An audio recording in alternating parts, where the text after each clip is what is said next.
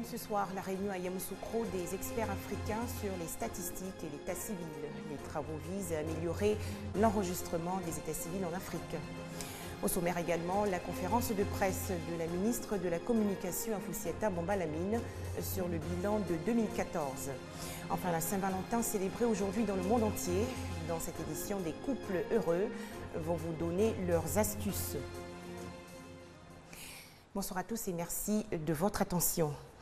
Les ministres africains en charge des faits d'état civil préconisent donc une collaboration solide avec les services de santé. Cette mesure vise à améliorer l'enregistrement des états civils en Afrique. Ces experts africains étaient en réunion à Yamoussoukro, dans la région des Lacs. Les détails avec Michel Digré. Après une semaine de conclave, les experts et ministres africains en charge de l'état civil ont pris des décisions majeures qui devraient faire bouger les lignes sur les questions d'identification sur le continent. Les résolutions essentielles, c'est celle qui consiste à ne pas laisser quiconque dehors, parce que les faits d'état civil sont des faits qui intéressent tout le monde, tout citoyen. Et donc on ne devrait pas vivre dans une situation d'apatridie pour certains. Et donc il faut faire en sorte que chacun puisse avoir une identité à son naissance, ou le cas échéant, après la naissance, qu'on puisse quand même lui trouver une identité et qu'il soit légalement reconnu et qu'il puisse mener ses activités en toute légalité. Il a été décidé pour l'avenir de donner une plus grande importance aux préoccupations relatives aux questions touchant aux femmes et aux jeunes, d'accélérer autant que possible les mécanismes permettant de faciliter et de promouvoir l'enregistrement des faits d'état civil. Le financement des systèmes d'enregistrement des faits d'état civil a été également au cœur des débats. Bon, ce que les États attendent de nos partenaires, c'est de leur implication financière et matérielle, pour qu'ils puissent accompagner nos nations dans la recherche effectivement de ces financements.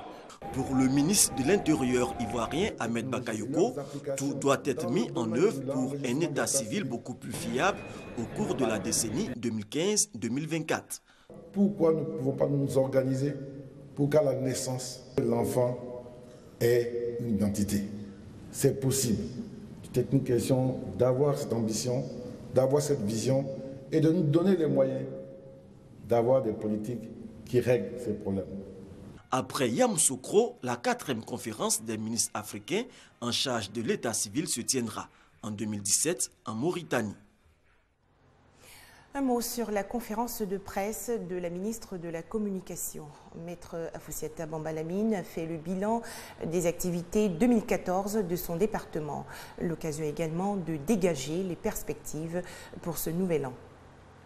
Les perspectives annoncées par le ministre de la Communication, Afoussiata Bamba Lamine, portent notamment sur l'érection de l'Institut des sciences et techniques de la communication en un véritable institut polytechnique, la création de la Société nationale de diffusion, la libéralisation de l'espace audiovisuel ainsi que le passage à la télévision numérique terrestre. Nous prévoyons une réforme des statuts de l'ISTC pour que l'ISTC soit réellement un institut, puisque les filières qui existaient à l'ISTC vont être érigées, comme je l'ai dit, en école. Donc on aura une école de journalisme, une école de publicité, enfin vraiment on aura toutes les différentes écoles qui participent à l'animation du secteur de la communication. Il est important pour nous de créer réellement une société nationale de diffusion qui va donc permettre la diffusion sur l'ensemble du territoire de toutes les chaînes de télé qui vont venir s'installer, qui vont avoir donc les fréquences. Puisque nous allons passer au numérique, il ne sert plus à rien aux populations d'acheter des télés qui ne sont plus aux normes.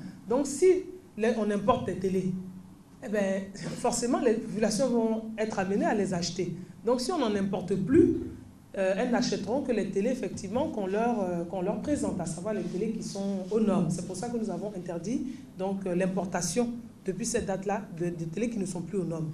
Cela étant, pour celles qui sont là, qui doivent être vendus, puisqu'il faut qu'on écoule, naturellement, surtout les vendeurs, parce que tous les intervenants à la chaîne doivent aussi être pris en compte. Ceux-là pourront continuer à vendre ces télés.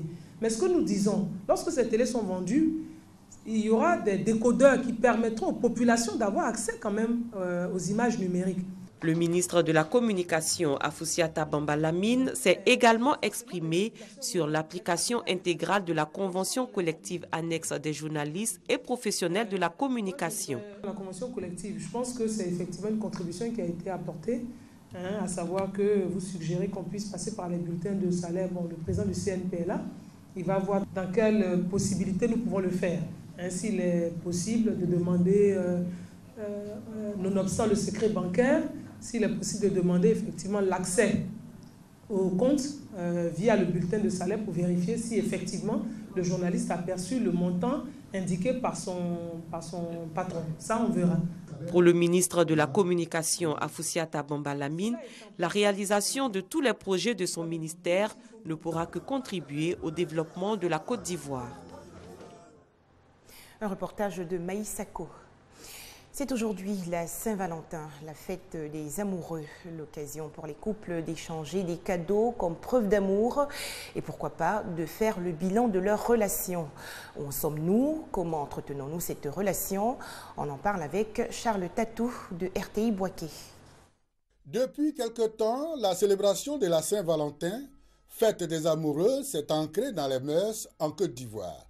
Chaque année, le mois de février surtout, son 14e jour, met en effervescence les grandes villes du pays, tant les maquis et boîtes de nuit refusent de monde.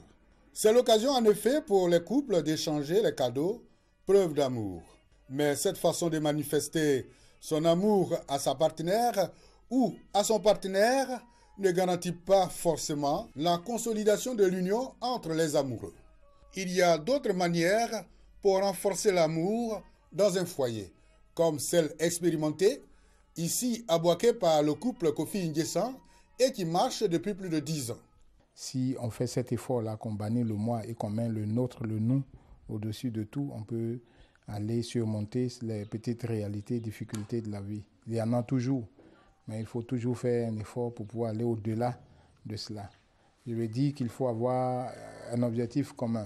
Au départ, on s'aimait, c'est bien, c'était l'amour de jeunesse. Et puis après, il y a des enfants, les raisons de vivre. Et puis après, comment préparer l'avenir des enfants. Et les femmes, elles sont ce qu'elles sont. Mais il faut toujours aller au-delà de cela. Quand il y a des disputes, ils ne parlent pas et ils sortent. Bon, ça me met en colère. J'ai dit, mais quand ça s'asseye, on discute. Mais lui, il dit, on ne s'arrête pas dans le maniant pour enlever les maniants.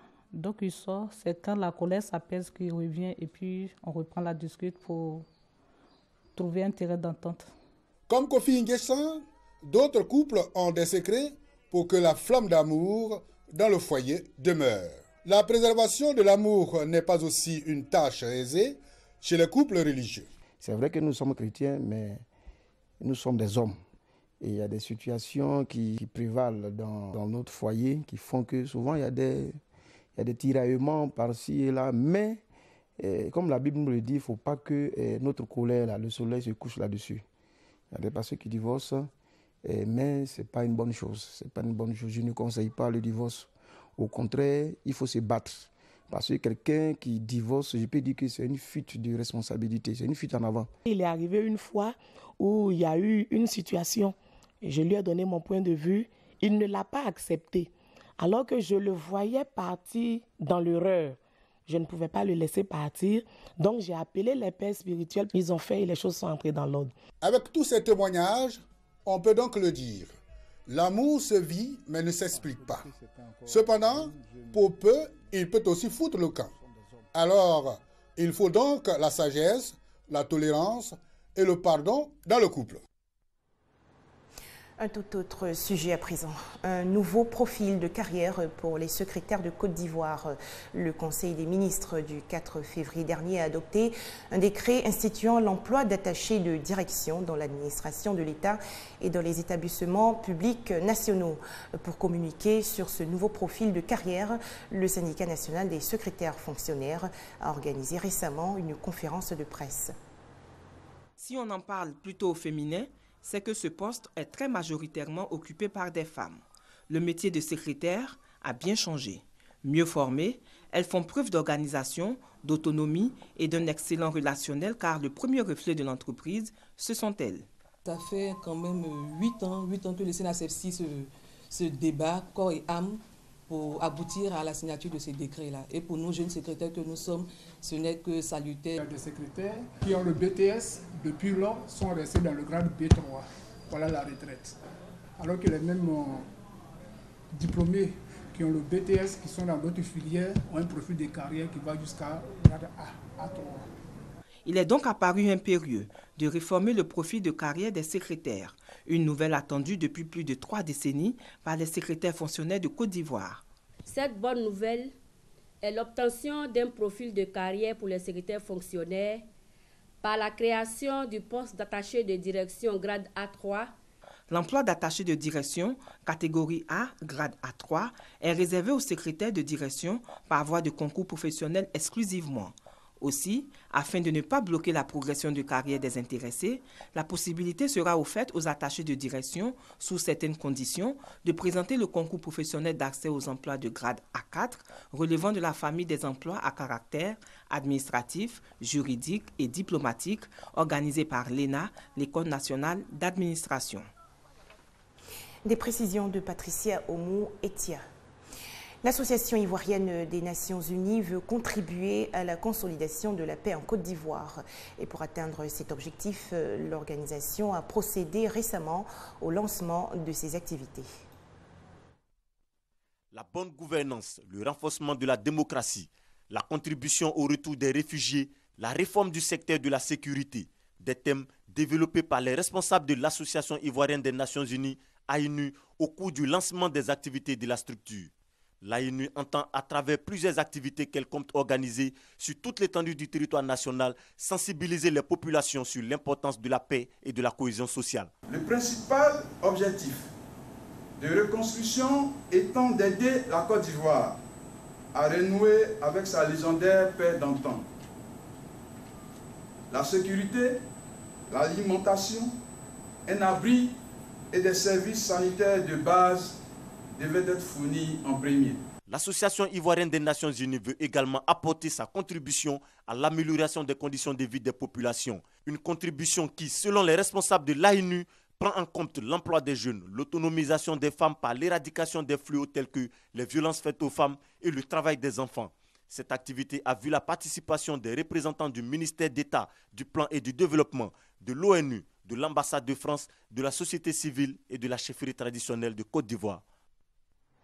Un commentaire de Konaté Moussa. Dans la région de Lifou, la construction du pont de Bassawa sur la Comoé avance bien. Une mission de la Banque mondiale et de plusieurs structures étatiques, dont le projet de renaissance des infrastructures de Côte d'Ivoire, a évalué récemment l'avancement des travaux.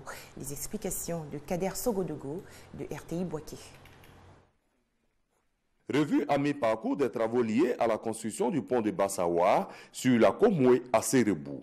Des piliers sont sortis de la Comoé. Les machines et autres engins font des tours incessants sur le chantier. C'est visible, le chantier avance. Pour la mission du PRICI et de la Banque mondiale, il y a des raisons d'espérer quant à la finition dans le délai de ce pont cher au président de la République, Alassane Ouattara. Nous avons aujourd'hui effectivement noté les avancées significatives dans la construction de cet ouvrage extrêmement important qui va désenclaver 3 régions du centre-est de Côte d'Ivoire. Sur les 6 piles qui doivent constituer donc les fondations du pont, il y a 4 qui sont déjà terminées et nous sommes à pied d'œuvre pour terminer les 2 autres qui restent. Les poutres ont été déjà préfabriquées pour de moitié et seront bientôt lancées. Je pense que donc on annonce la date de fin du chantier pour juin, mais nous sommes en train de travailler pour accélérer la mise en œuvre de ces activités. Ce pont de 160 mètres facilitera des échanges transversaux entre les régions du Zanzan, du Hambol et de Béké. La construction de ce pont est financée à 100% par l'État de Côte d'Ivoire à hauteur de 4 milliards de francs CFA. Il sera livré en juin prochain. Boko Haram continue de faire rage au Nigeria. Des centaines de combattants djihadistes ont investi aujourd'hui la ville de Gombe, dans le nord-est du pays. Le président nigérian Goodluck Jonathan demande l'aide américaine pour combattre les islamistes. L'actualité au Liban, c'est l'hommage rendu à l'ancien Premier ministre Rafik Hariri 10 ans après son assassinat à Beyrouth. Hommes politiques et citoyens ordinaires ont déposé des gerbes de fleurs sur la tombe de l'ex-dirigeant libanais. Plusieurs télévisions ont également diffusé des documentaires commémorant son meurtre. Enfin, un civil tué et 3 policiers blessés aujourd'hui dans une fusillade au Danemark. Des dizaines de tirs visaient un bâtiment de la capitale Copenhague qui accueillait un débat sur l'islamisme et la liberté d'expression. Voilà, c'est la fin de cette édition. Très bonne fête à tous les amoureux et à très bientôt sur RTI2.